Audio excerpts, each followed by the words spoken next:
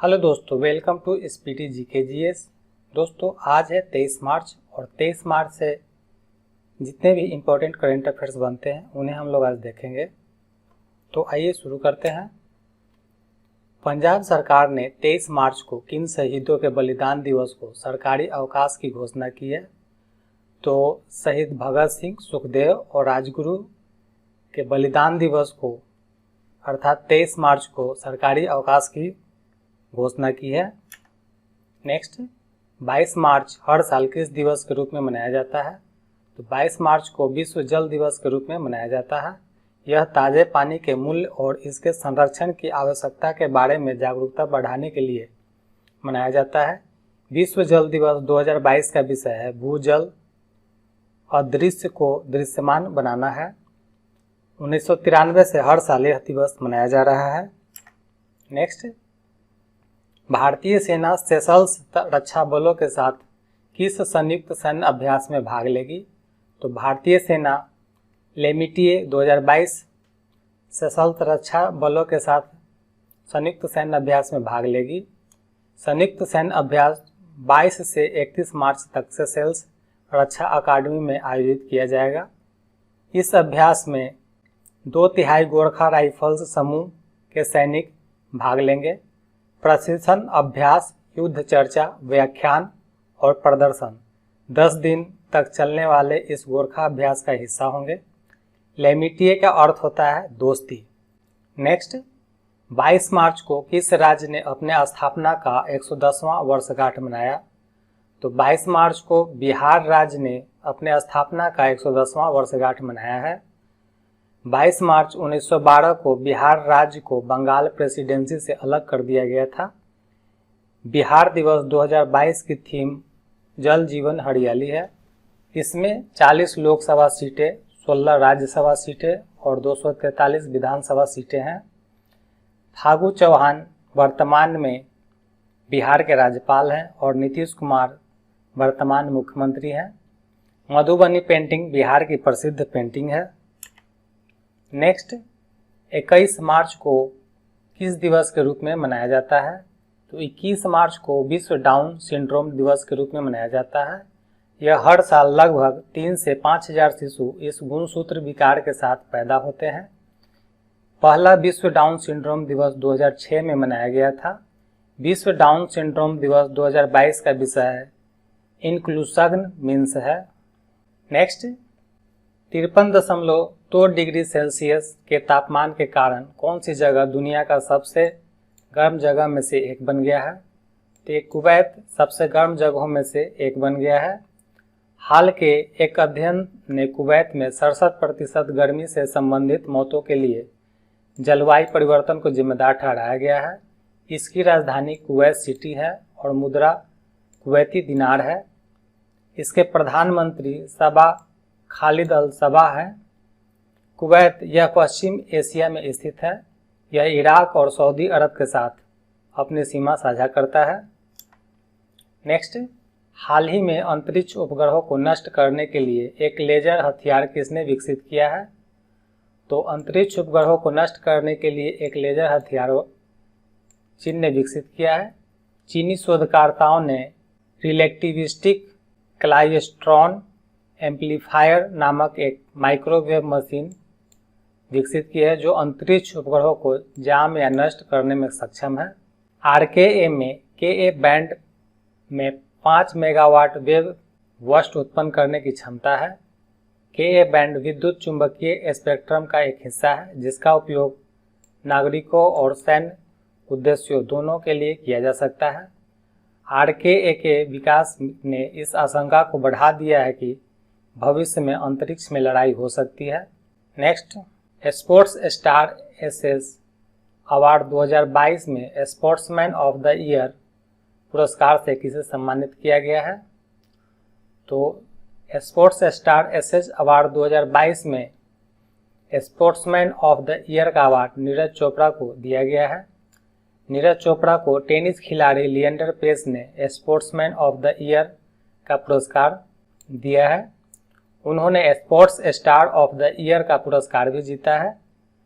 भारोत्तोलक मीराबाई चानू को sports star of the year का पुरस्कार मिला है। लवलीना बोरगोहेन को व्यक्तिगत खेल श्रेणी में sports women of the year पुरस्कार से सम्मानित किया गया है। सविता को टीम स्पोर्ट्स श्रेणी में sports women of the year का पुरस्कार मिला है। अवनी लेखाड़ा को महिलाओं में para athlete of the year पुरस्कार से सम्मानित किया गया है, जबकि प्रमोद भगत को विशेष मान्यता पुरस्कार दिया गया है। महिला हॉकी टीम ने breakthrough performance of the year का पुरस्कार जीता है। नेक्स्ट, 21 मार्च 2022 को पीएम मोदी और ऑस्ट्रेलियाई पीएम स्कॉट मॉरिसन ने दूसरा भारत ऑस्ट्रेलिया वर्चुअल समिट आयोजित किया। इसमें बेंगलुरु में किस सेंटर और पॉलिसी की स्थापना की घोषणा की गई है?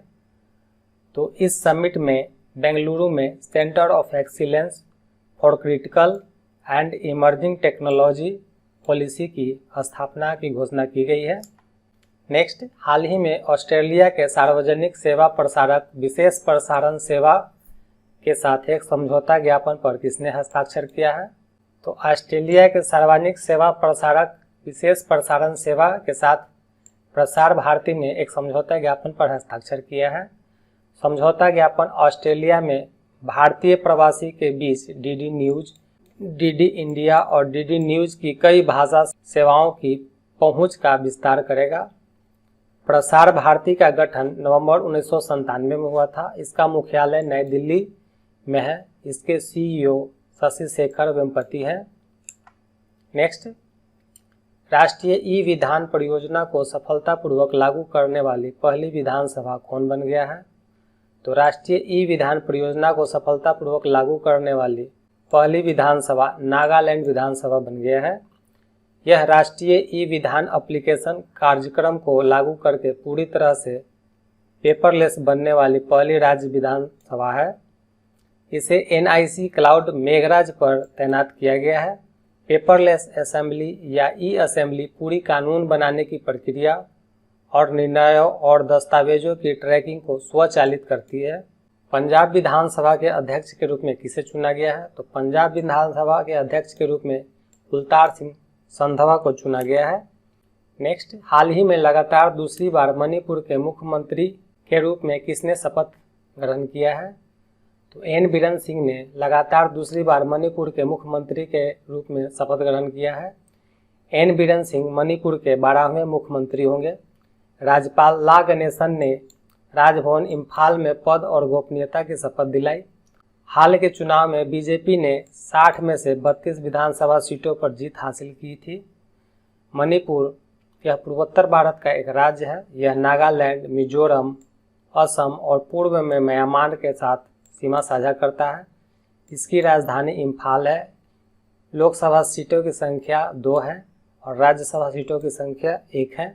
नेक्स्ट, भारत के पहले chief of defence staff general Bipin Rawat को हाल ही में मरणोपरांत किस पुरस्कार से सम्मानित किया गया है? तो जनरल बिपिन रावत को हाल ही में मरणोपरांत पद्म विभूषण अवार्ड से सम्मानित किया गया है। नेक्स्ट, बर्मिंघम में all England open badminton championship के पुरुष एकल फाइनल में भारतीय बैडमिंटन खिलाड़ी लक्ष्य सेन को हराकर किसने खिताब को जीत लिया? तो विक्टर एक्सेल्सन ने भारतीय बैडमिंटन खिलाड़ी लक्ष्य सेन को हराकर खिताब को जीत लिया है। लक्ष्य सेन पिछले 21 वर्षों में ऑल इंग्लैंड चैंपियनशिप में पुरुष एकल फाइनल में पहुंचने वाले पहले भारतीय हैं। वह ऑल इंग्लैंड चैंपियनशिप के फाइनल में पहुंचने वाले 5वें भारतीय भी हैं। हाल ही में लक्ष्य Sen badminton world federation super series 300 German open 2022 में रजत पदक जीतने वाले पहले भारतीय बने हैं। नेक्स्ट, हाल ही में तुर्कमेनिस्तान के राष्ट्रपति चुनाव में किसने जीत हासिल की है? तो सदरार बर्दिमुखमेदोव ने तुर्कमेनिस्तान के राष्ट्रपति चुनाव में जीत हासिल की है। सदारर को करीब 33% वोट मिले हैं। वह अपने पिता गुरबांगुली बर्दिमुखमेदोव का स्थान लेंगे।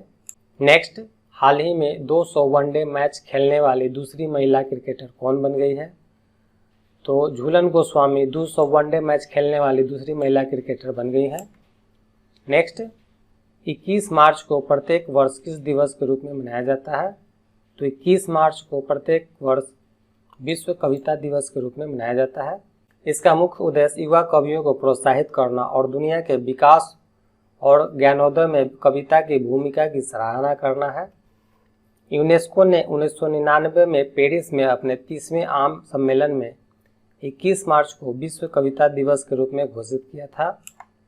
नेक्स्ट, बीसीसीआई सचिव जय शाह का एशियन क्रिकेट काउंसिल के अध्यक्ष के तौर पर कार्यकाल बढ़ा दिया गया है। वे अब किस साल तक एसीसी के अध्यक्ष बने रहेंगे? तो जय शाह साल 2024 तक एशियन क्रिकेट काउंसिल के अध्यक्ष के तौर पर वह बने रहेंगे। दोस्तों, अगर आपको ये वीडियो अच्छी लगी हो तो आप इसे लाइक एवं सब्सक्राइब ज़रूर करें और वीडियो का नोटिफिकेशन पाने के लिए नोटिफिकेशन बेल को ज़रूर दबाएं और साथ में ऑल बटन को भी दबाएं ताकि आपको सभी वीडियो का नोटिफिकेशन समय पे मिल सके। आप सभी का वीडियो देखने के लिए धन्यवाद।